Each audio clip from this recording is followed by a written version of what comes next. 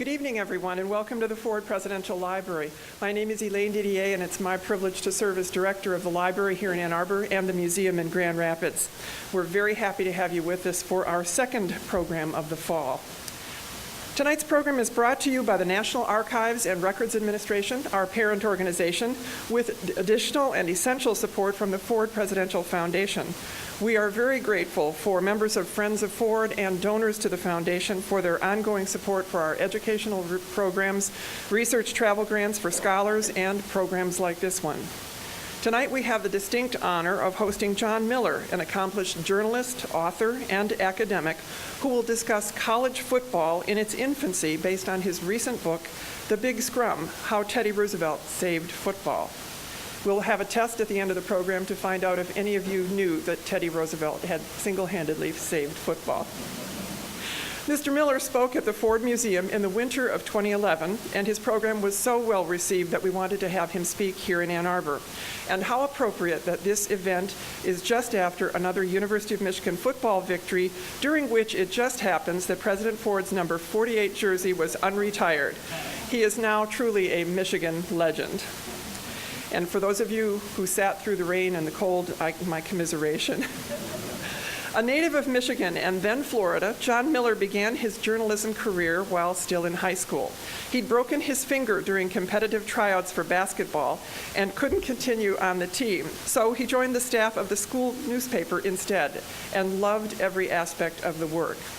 Later, he majored in English here at the university and became editor-in-chief of the Michigan Review, an independent conservative student newspaper.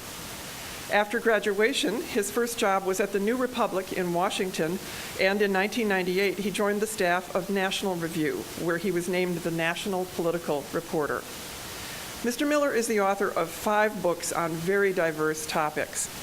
While in Washington, he wrote his first book, The Unmaking of Americans: How Multiculturalism Has Undermined the Assimilation Ethic. In 2004, he co-authored Our Oldest Enemy, A History of America's Disastrous Relationship with France. I'm personally very keenly interested in that one. His first novel came in 2009. The First Assassin is a historical thriller set in 1861 Washington when the United States was on the brink of civil war. In 2011, The Big Scrum was released, and it received rave reviews. It is an intriguing story of how Teddy Roosevelt helped save the game that would become America's most popular sport. Doing so required taking on none other than Charles Eliot, the president of Harvard, who wanted to abolish the game due to the high number of injuries to players. As a result of all of his achievements in writing, the Chronicle of Higher Ed has called John Miller one of the best literary journalists in the country. Currently, he is a director of the Herbert H. Dow Journalism Program at Hillsdale College here in Michigan, where he teaches and oversees the school newspaper and shares his experience and passion with a new generation of budding journalists. He remains a practicing journalist, however, still on the masthead of National Review, and writes for many other publications, including the Wall Street Journal. He has hinted that there are new books on the horizon, but will not yet reveal the ideas, so we'll have to stay tuned. Please welcome John Miller to talk about football. Thank you. All right, guys, we got a big game on Saturday. Who's going to that? All right, quite a few of you. Excellent. I'm really looking forward to it. But the game also saddens me a little bit because it splits our state in two. You know, you go to the mall, you've seen those stores called the Great Divide, you know, where half of it's maize and blue, the others, half of it is green and white, and you just sort of see how this can tear families apart, and husbands and wives with these intermarriages and so forth, and how hard this can be on families. You know, we're 3 weeks away from a presidential election. A bitter, hard-fought presidential election is pulling our country in two, with Republican red and Democrat blue really tearing us apart. And I think it's important to remember, at bottom, we're really all Americans, aren't we? Well, with this game on Saturday, I think it's important to remember that we all share something in common as well. Every U of M student and alumnus and every MSU student and alumnus share something in common. and that's that all of us at one point received an acceptance letter from Michigan State University.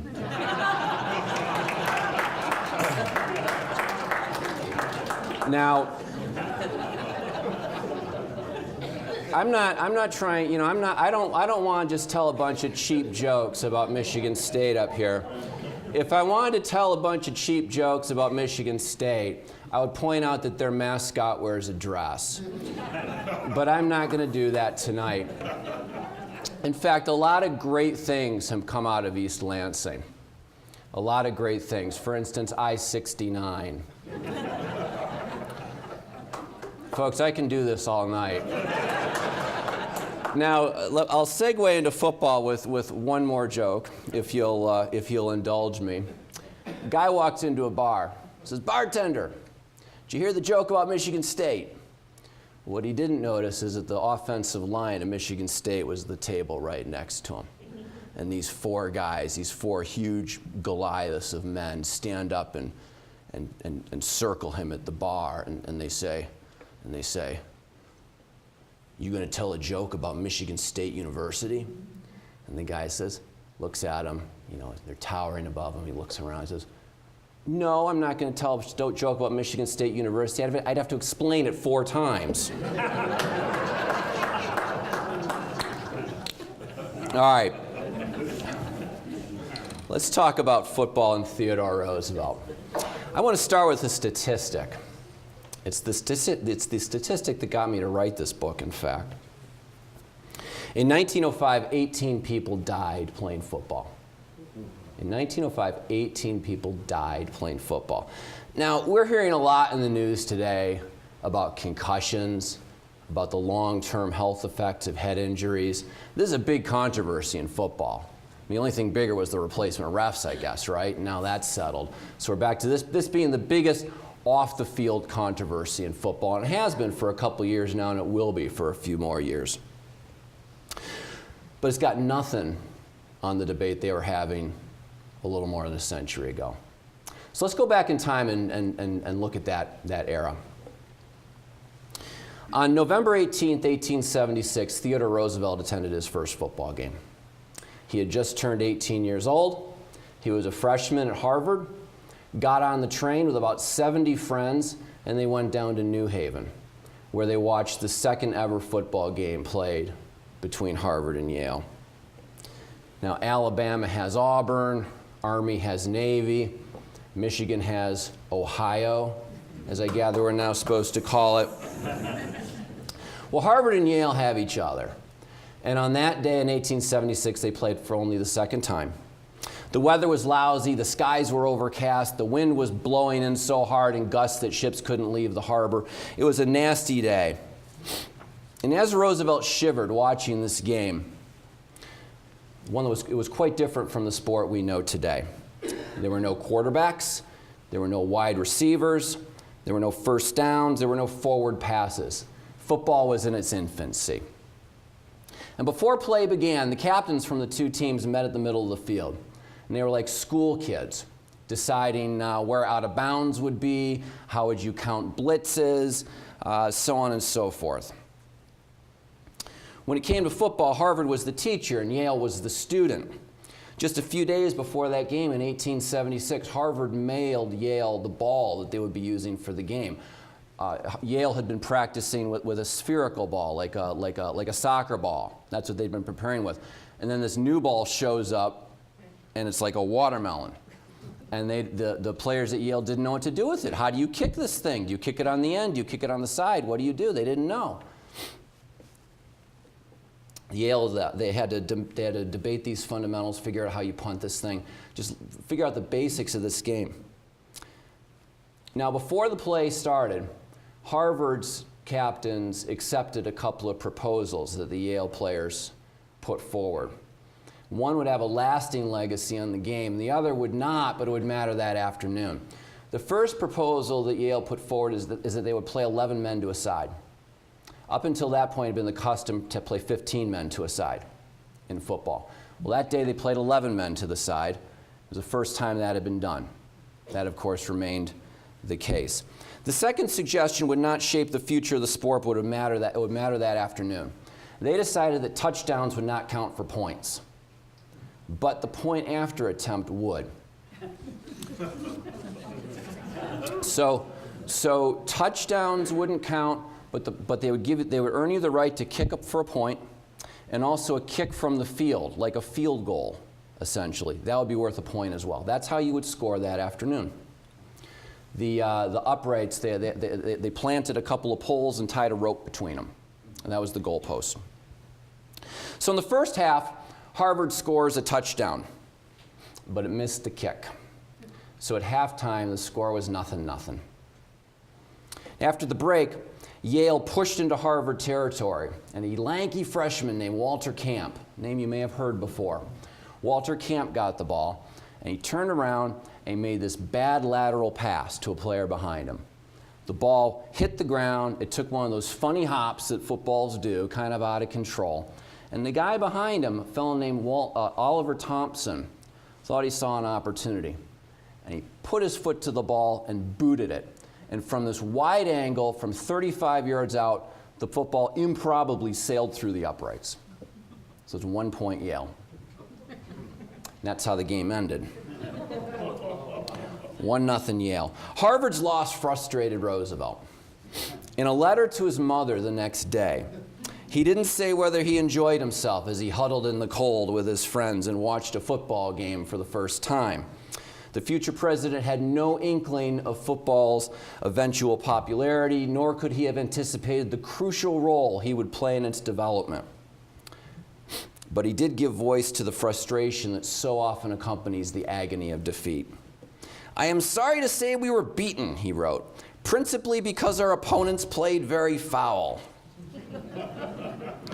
Now, in a moment, I'll talk more about Teddy Roosevelt and what he did for football.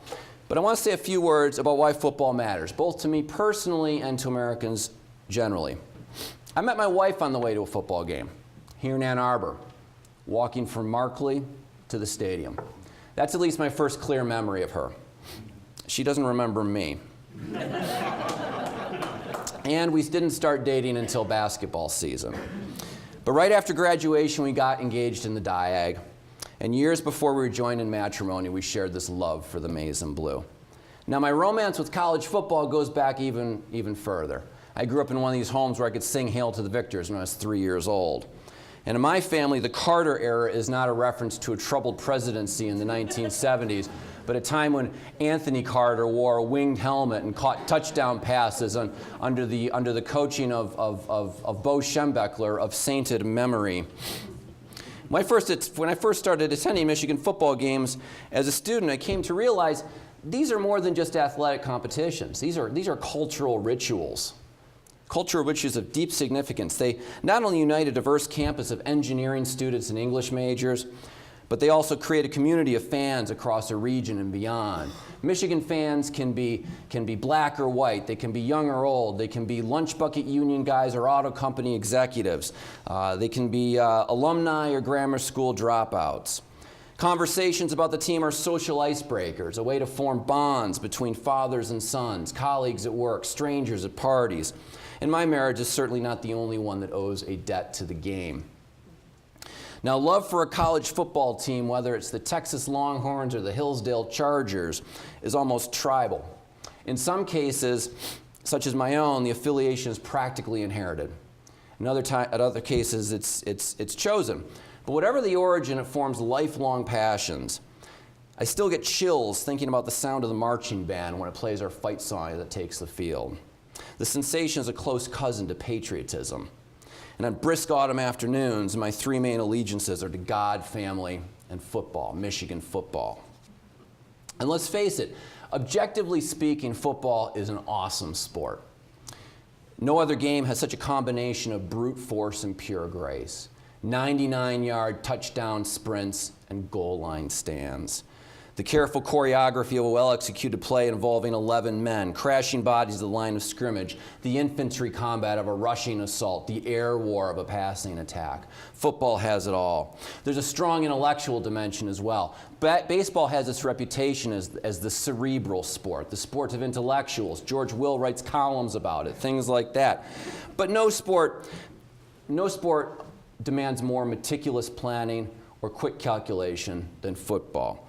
This is a pursuit not just for players and the fans who cheer them on, but for the coaches and the armchair generals who second guess every move. Little wonder that football has become the most popular sport in the United States, and by a lot.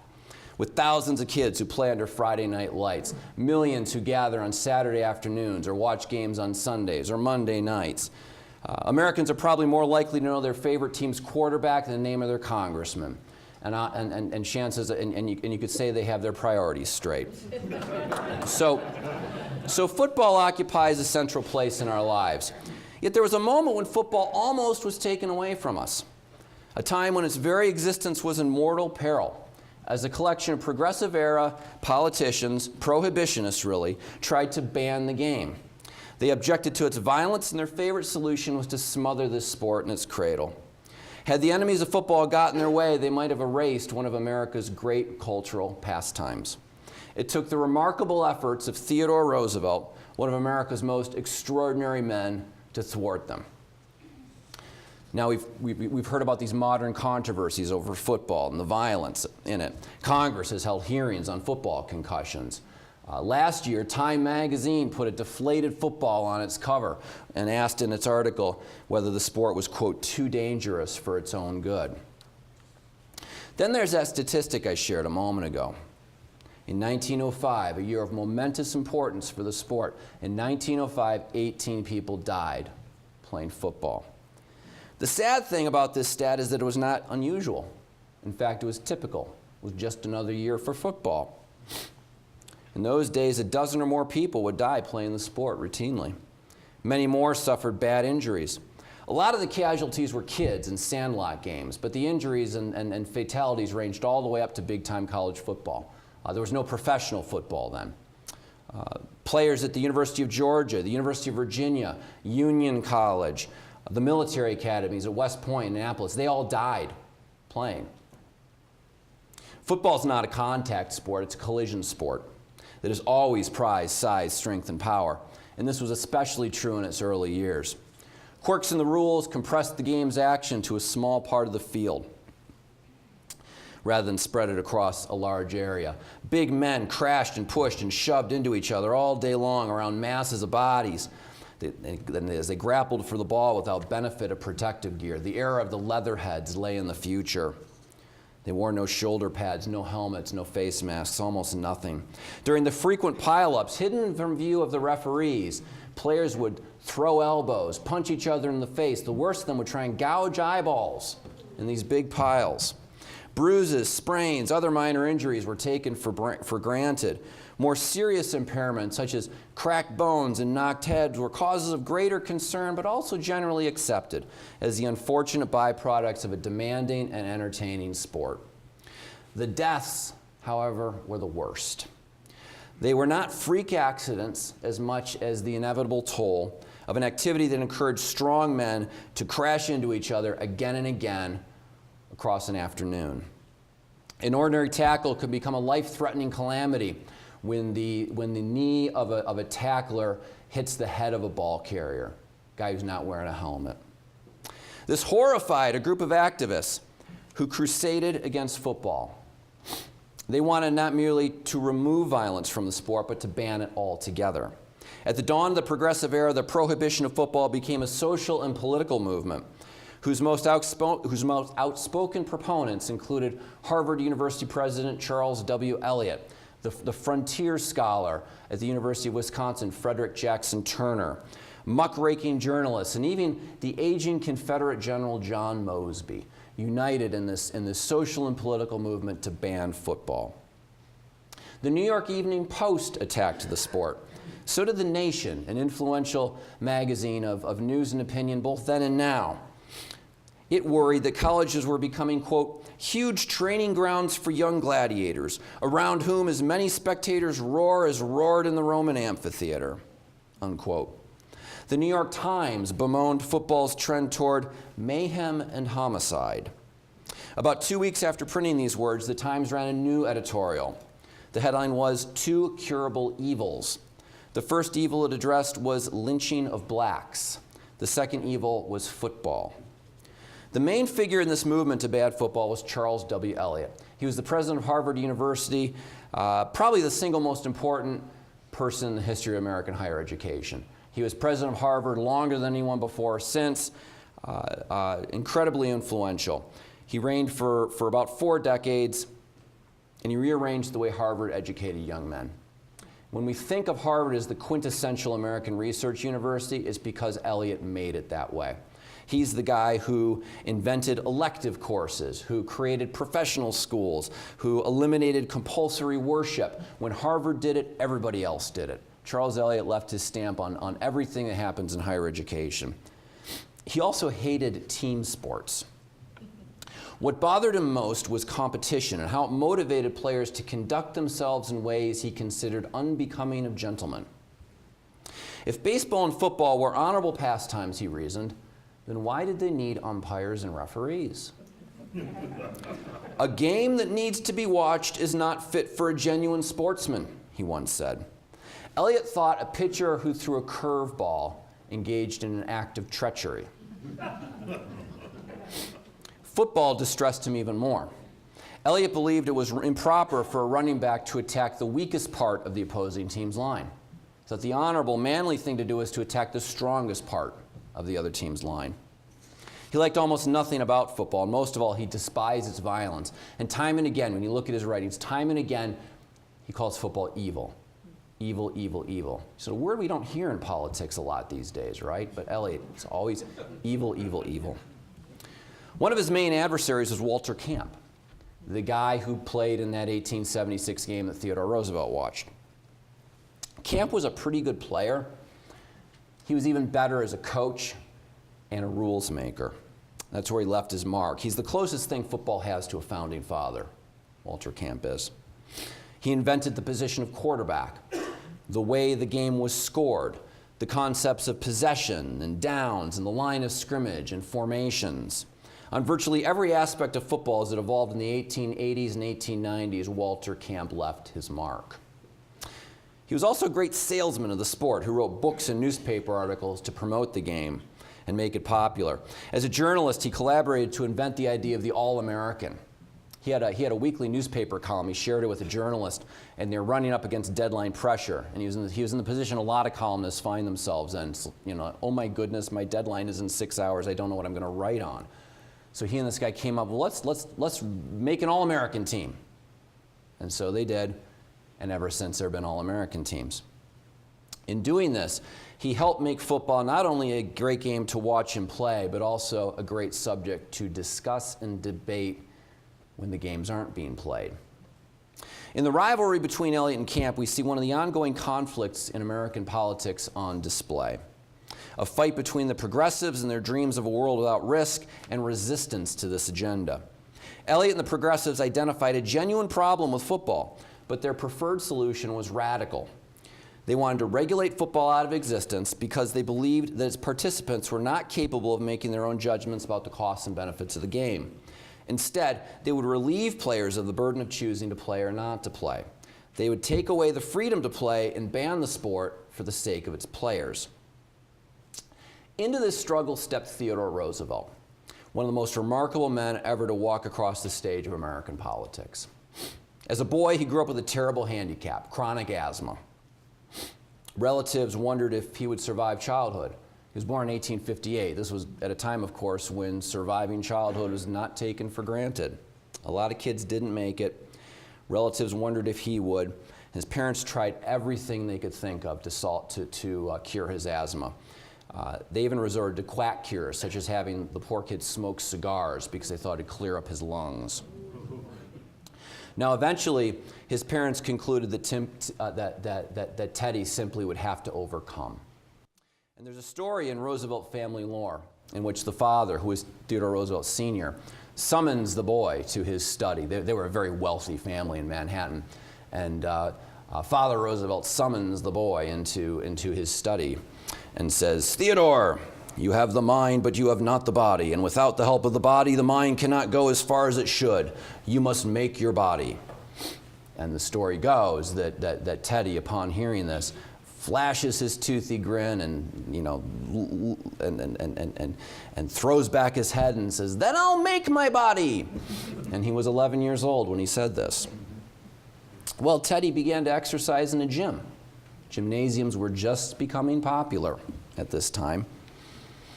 Later on, he took boxing lessons and he hunted. And he really did make his body.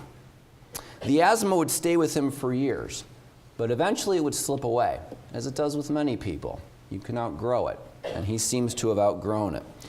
But by the time he was an adult and was largely gone, he thought he'd learned a lesson he thought he'd learned the lesson that a commitment to physical fitness could take a scrawny little boy and turn him into a vigorous young man. Now, as Roosevelt was coming to believe this, he was also becoming a fan of football, as were many other Americans. Roosevelt remained a fan as he graduated from Harvard, entered politics, ranched out west, and became an increasingly visible public figure.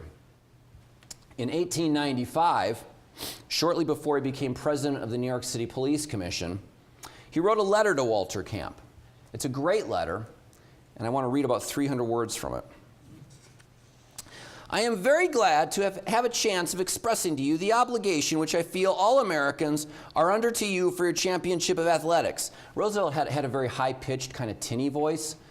We think of him as a big, kind of barrel-chested man, right? But he had this kind of high-pitched voice. People commented on it. There are actually a couple of recordings of it. If you can Google around and find them, you can hear it a little bit. But I'm doing my best here with TR. "The man on the farm and in the workshop here, as in other countries, is apt to get enough physical work. But we were tending steadily in America to produce sedentary classes, and from this the athletic spirit has saved us." We still complain about video games today, don't we, right? Kids are a bunch of weaklings now because they play video games, right? "Of all games, I personally like football the best, and I'd rather see my boys play it than see them play any other. I have no patience with the people who declaim against it because it necessitates rough play and occasional injuries. The rough play, if confined within manly and honorable limits, is an advantage. It is a good thing to have the personal contact about which the New York Evening Post snarls so much, and no fellow is worth his salt if he minds an occasional bruise or cut. Being nearsighted, I was not able to play football in college, and I never cared for rowing or baseball, so I did all my work in boxing and wrestling. They are both good exercises, but they are not up to football. I am utterly disgusted with the attitude of President Eliot and the Harvard faculty about football. I do not give a snap for a good man who can't fight and hold his own in the world. A citizen has got to be decent, of course. That is the first requisite. But the second, and just as important, is that he shall be efficient, and he can't be efficient unless he is manly. Nothing has impressed me more in meeting college graduates during the 15 years I've been out of college than the fact that, on average, the men who have counted most have been those who had sound bodies." That sounds like a letter Roosevelt would write, doesn't it? It's quintessential Roosevelt. So he saw football as more than a diversion. It's more than a piece of entertainment. He saw it as a positive social good. Now, 3 years later, the USS Maine blew up in the harbor of Havana. Spanish-American War was on. You probably heard the popular story about Roosevelt. He's working at a desk job in Washington, D.C. He wants to go fight in this war that he knows is coming. Signs up with the Army, goes out to San Antonio, and recruits the Rough Riders. And who does he want for the Rough Riders? He wants cowboys, he wants Westerners, he wants the kinds of ranchers he met when he was in the Dakotas, right? This is the popular legend about who the Rough Riders were. And it's basically true. That's essentially what happened. But if you read his memoirs, they're called the Rough Riders. If you read his memoirs, he says all these things. He wants cowboys, he wants ranchers and Westerners and so forth. He also says he wants football players. That's the other part of the story. He wants football players with him because he thought that football would help give them the stuff it would take to win the war in Cuba. Now, the Duke of Wellington reportedly once said that the Battle of Waterloo was won on the playing fields of Eton. Roosevelt never said anything quite so pithy about the Battle of San Juan Hill. But when he emerged from the Spanish-American War as a national hero possibly of presidential timber, he knew how much he owed not just to the Rough Riders, but to the culture of manliness and risk-taking that had shaped them.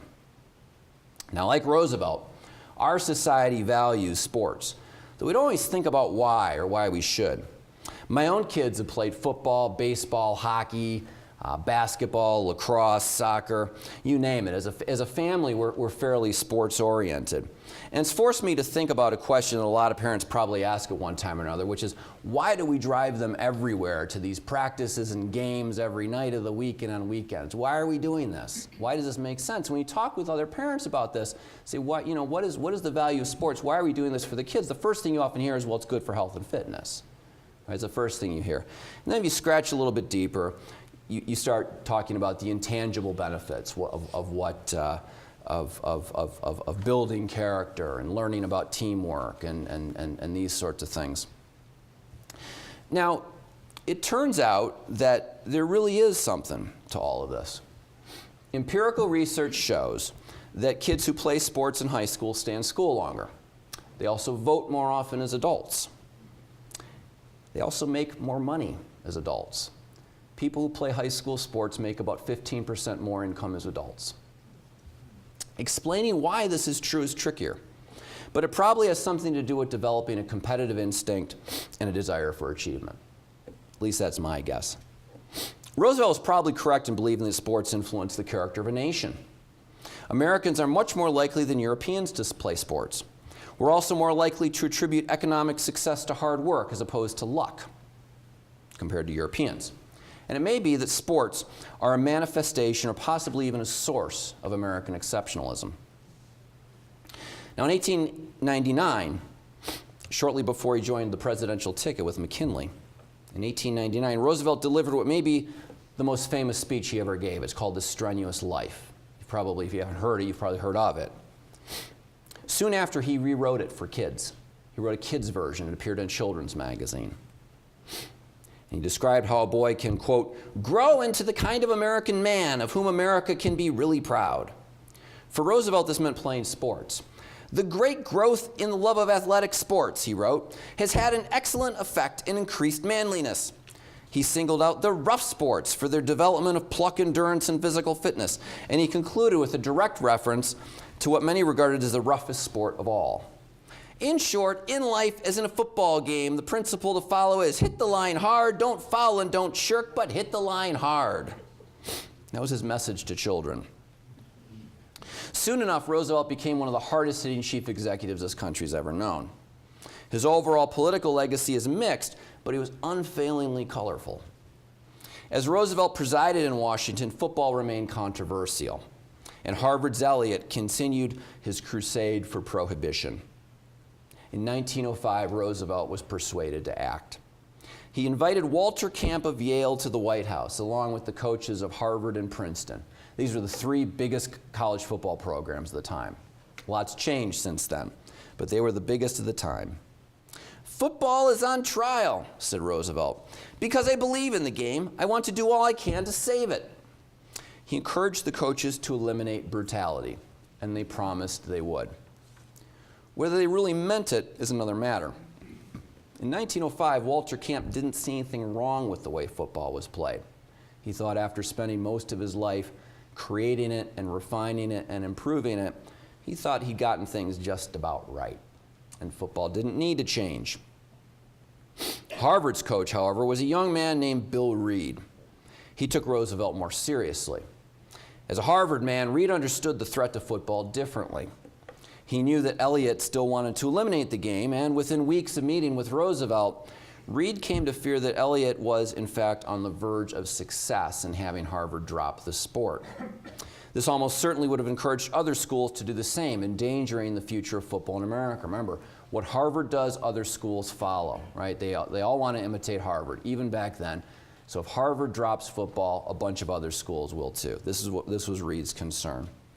So at the end of the 1905 season, that year when 18 people died playing football, At the end of the 1905 season, Reed plotted with a group of reform-minded colleges to form an organization that today we know of as the NCAA. They approved a set of sweeping rule changes to reduce football's violence. In committee meetings, Reed outmaneuvered Walter Camp and received critical behind-the-scenes support from Theodore Roosevelt. That offseason, football underwent its extreme makeover. The yardage necessary for a first down increased from 5 to 10. The rules makers also created a neutral zone at the line of scrimmage, limited the number of players who could line up in the backfield, made the personal foul a heavily penalized infraction, and also eliminated or banned the tossing of ball carriers. Now, this was actually a problem, throwing the running back over the line. There's a story about one guy who took the handles off suitcases and stitched them into the sides of his jersey so his teammates could pick him up and throw him better. Well, that became illegal. These were important revisions, but the one that would transform the sport and change it forever was the advent of the forward pass. Because up until this moment, football was a game of running and kicking, not throwing. There were quarterbacks, but not wide receivers. You could toss the ball backward, as a lateral toss, but you couldn't throw it downfield. For years, a number of football men had wanted to introduce the forward pass. Among them was a guy named John Heisman, whose name you may recognize. But Walter Camp, at the Rules Committee he dominated, Walter Camp always stopped them. This changed after Roosevelt's intervention. Bill Reed's committee decided to permit the forward pass in order to open up the game and spread it across the field and create new kinds of opportunities for play. It took a few years to get the rule right.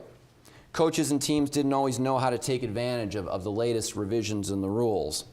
They also had to make footballs more aerodynamic because they were still shaped like watermelons that year. It took a few more years to get them fully, looking like footballs now, things you could actually throw. And eventually, however, it all clicked. On November 1st, 1913, football moved irreversibly into the modern era. Army was one of the best teams in the country, a national championship contender. It was scheduled to play a game against a little-known Catholic school from the Midwest. Army wants big score, read the headline of the New York Times that morning. It was going to be a blowout, like the time Michigan played Appalachian State. You can probably guess the rest of the story. The little-known Catholic college from the Midwest was Notre Dame. Knute Rockne and his teammates launched football's first true air war, throwing again and again for receptions and touchdowns. And they won 35-14. The Westerners flashed the most sensational football that has been seen in the East this year, gushed the New York Times the next day. The Army players were hopelessly confused and chagrined before Notre Dame's great playing, and their style of old-fashioned, close line-smashing play was no match for the spectacular and highly perfected attack of the Indiana Collegians. A cadet named Dwight Eisenhower watched from the sidelines. He was on Army's team, but he didn't play because of injury. "Everything has gone wrong," he wrote to his girlfriend. "The football team got beaten most gloriously by Notre Dame." And with that game, football's long first chapter came to a close. The game that we enjoy today, the American game of football that we know and love, was born. Now, violence in football didn't end, but the sport solved its problem with violence and improved its quality at the same time. Few people speak of prohibiting football today. When many influential people did, however, Theodore Roosevelt stepped in and played an unheralded but critical role in the sport's development. Now, as a general rule, I think we don't want our politicians interfering with our sports. Like, the only thing that could make the BCS system worse is congressional involvement. And I'm not making this up. They have had hearings on it. But the example of Roosevelt shows that a skillful leader can use a light touch to solve a vexing problem. Now, decades after Roosevelt's involvement in football, Bill Reed, the Harvard coach, who was eventually fired because he couldn't beat Yale, Bill Reed hailed Roosevelt's role in all this. This is long after Roosevelt's death. Except for this chain of events, there might now be no such thing as American football as we know it, he wrote. You ask me whether President Theodore Roosevelt helped save the game, I can tell you that he did. So Theodore Roosevelt took on many roles in American life. He was a war hero, a trust buster, a canal builder, a big stick-wielding diplomat. But one of his most important roles was as football's indispensable fan. Thank you very much.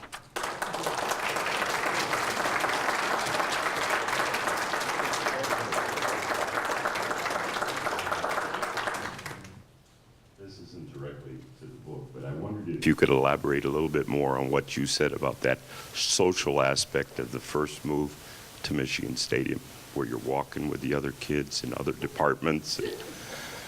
You want me to have a walk down memory lane here? Well, I'd gone to one Michigan football game before coming here as a student. My dad took me when I was like 12, and Iowa beat us that day is what I remember. But what really impressed me is just that day. But I kind of dimly remembered it. But as a student going to the game, just the hugeness of it. And I took my kids to a Michigan game last year, first time they'd ever gone. We've been living in D.C. almost 20 years before we moved back over the summer, and we got tickets for the Ohio State game. You know, well played, Dad.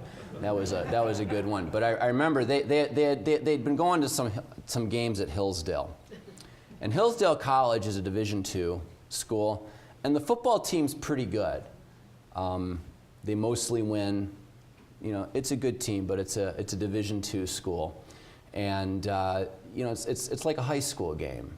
You know, Hillsdale High School might get more people to turn out for its games than Hillsdale College. At least it's close, right? And then to see their expressions as we walked into Michigan Stadium and think, oh my goodness, I've never seen so many people in one place. It's just an amazing thing to see. And as I say in the talk, it just, this is more than a game. And I know,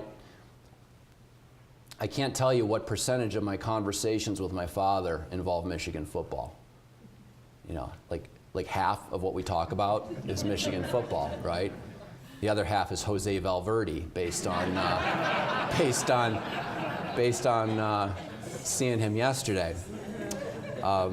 So these games are fun, but they really matter. They're an important part of our social and cultural lives.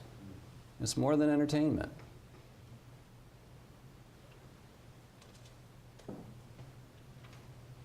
What do you want people who read your book or hear your talks to take away from it? If there's just one or a few major points. I want them to buy it.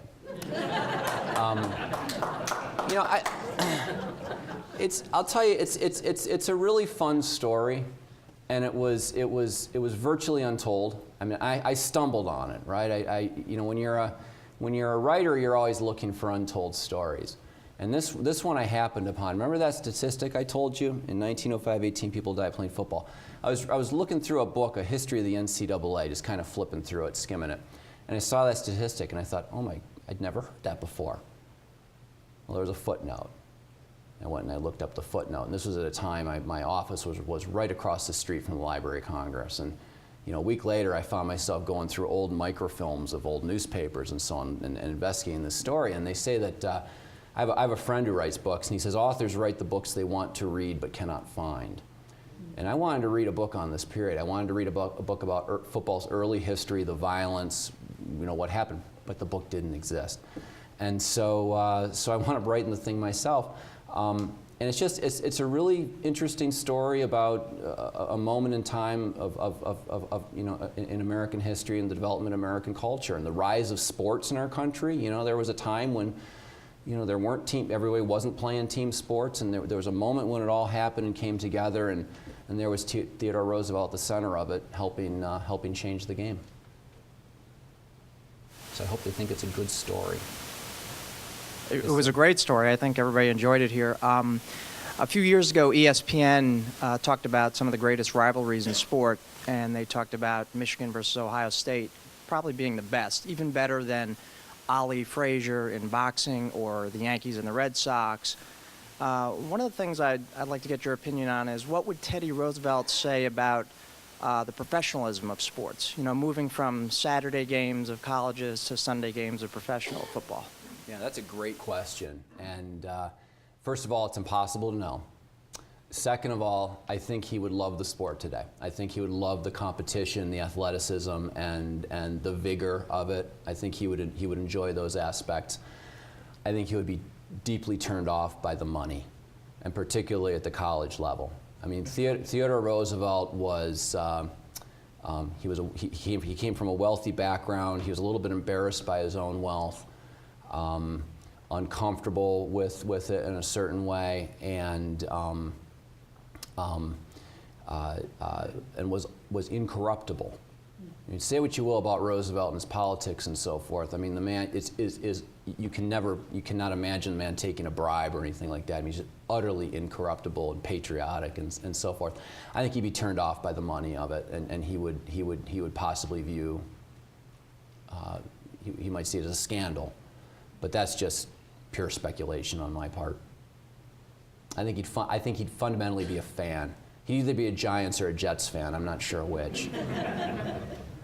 And a Michigan fan too, of course. No, he was actually a big fan of Harvard, right? I mean, that was his team. And one of the jokes about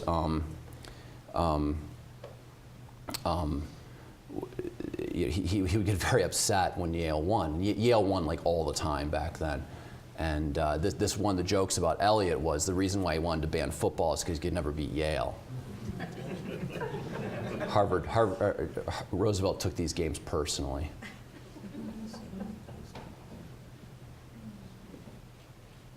Anything else? One more. This is my friend James, who's running to my rescue here with questions. Well, you know, we're here at Michigan.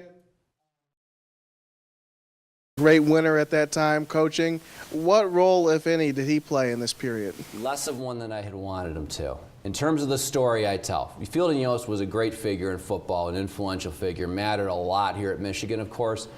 You can't believe how much I wanted to include Michigan in this story, and I looked and looked and looked, and it just, you know, I did manage to, if you look him up in the index, there he is. But in terms of reforming the sport and inventing the forward pass, just not there.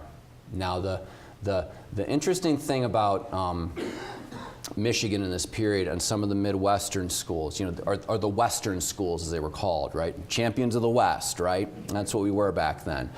Well, the East Coast schools dominated the rules committees, like you know, Walter Camp's Yale and Harvard and Princeton and Army and so forth. The East Coast schools dominated. But these football powerhouses were rising up in the West, in Michigan and Wisconsin and Chicago and so forth. And on the East Coast, they were always worried that the West Coast, that the Midwestern schools would become more popular. You know, and they were keeping an eye on the Midwest. You know, if the Midwestern schools had invented the forward pass, you know, the Eastern schools would have seen that as a real threat. But that didn't happen.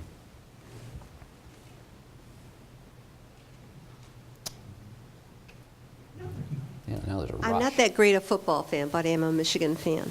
And I'm not sure when all these different conferences started. So when you're talking about things in the early 1900s, do you know when the different conferences started and how that came about? You know, I'm not sure. There might be people in the room who know better than me. I do know this, that, you know, the Ivy League, we hear about the Ivy League all the time. The Ivy League is an athletic conference. But these teams, you know, Harvard and Yale and Princeton would all play each other each year, and they would create sort of national championship games and so on. But I'm not. I don't know.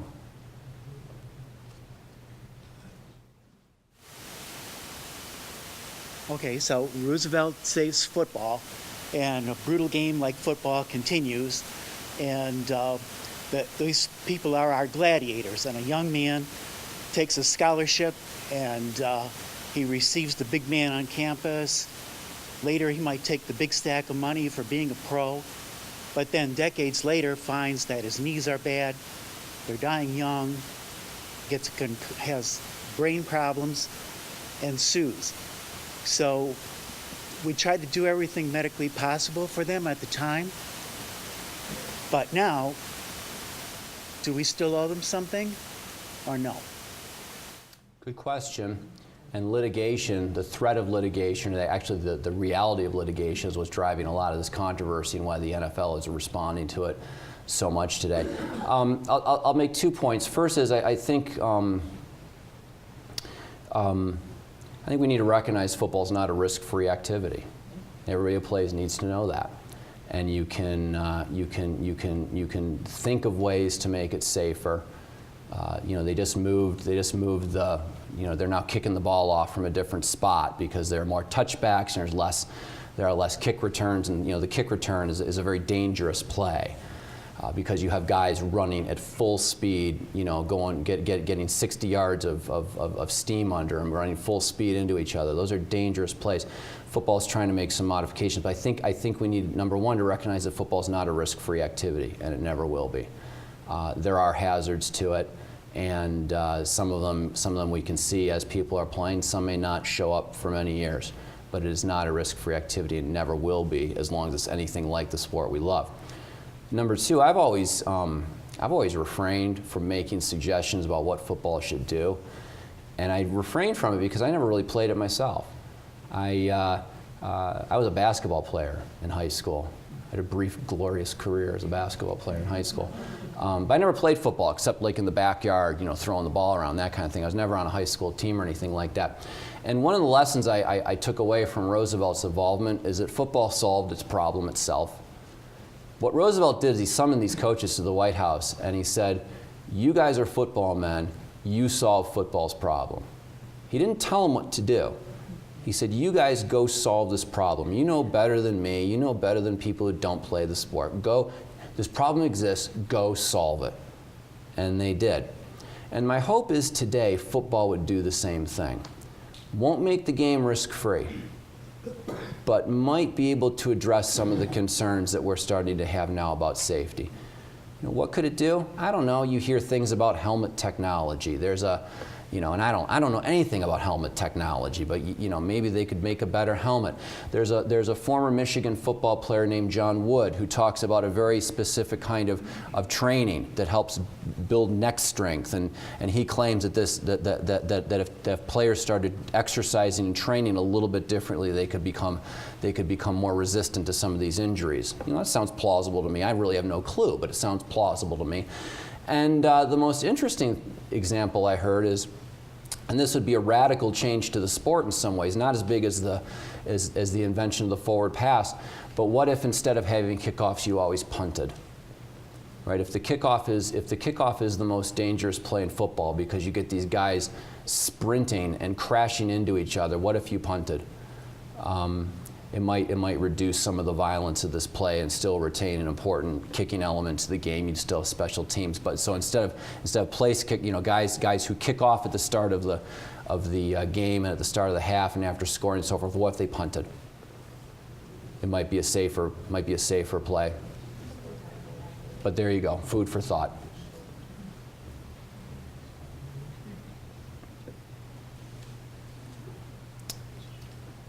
Anything else?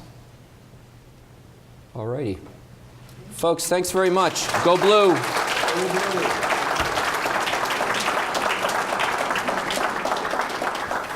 Thank you so much. I know I learned a lot, and this is food for thought, so what a nice way to end this. John, we have a special gift for you, which is a pen set with the signatures, if I can open it, from Gerald R. Ford. So you have for future book signings, and if people brought books tonight, I'm quite sure that John will be happy to sign. Great. So that's for you, Thank you. and thank you so much for coming. My Michigan jersey is number 48. Now everybody else in my family is 16. They're all about Denard, right? But I got 48. So thank you. Thank you so much. Great.